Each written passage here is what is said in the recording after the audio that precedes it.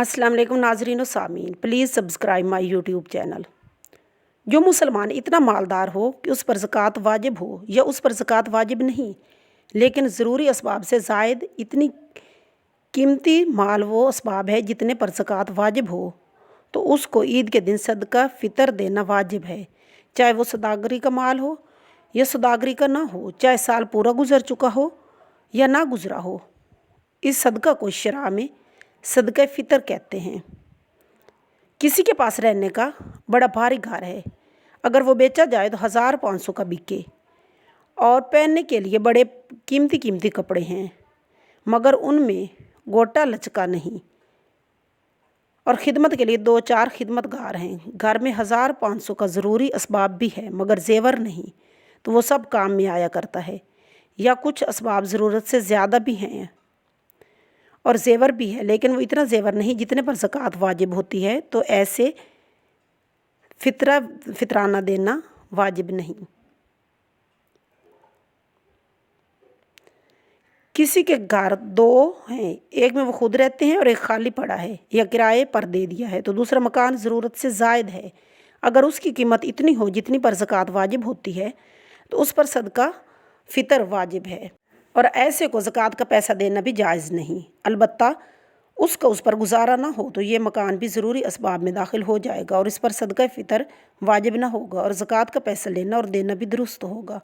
खुलासा ये हुआ कि जिसको ज़कात व सदका वाजिब का पैसा लेना देना दुरुस्त है, उस पर सदका फ़ितर वाजिब नहीं, और जिसको सदका और ज़कात का लेना दुरुस्त नहीं, उस पर सदका वाजिब है। किसी के पास ज़रूरी असबाब से ज़ायद माल है लेकिन वो कर्ज़दार भी है, तो कर्ज़ा मुजरा करके देखा तो बचता है। अगर इतनी कीमत का असबाब बच रहे हैं तो जितने में ज़कात या सदका वाजिब हो जाए तो सदका फ़ितर वाजिब है, अगर और उससे कम बचे तो वाजिब नहीं।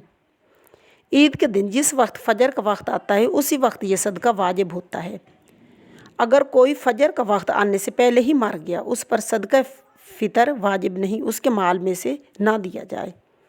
बेहतर यह है कि जिस वक्त मर्द लोग नमाज के लिए ईदगाह जाते हैं तो इससे पहले ही सदका दे दिया करें। अगर पहले दे दिया हो तो खैर, लेकिन बाद में सही नहीं।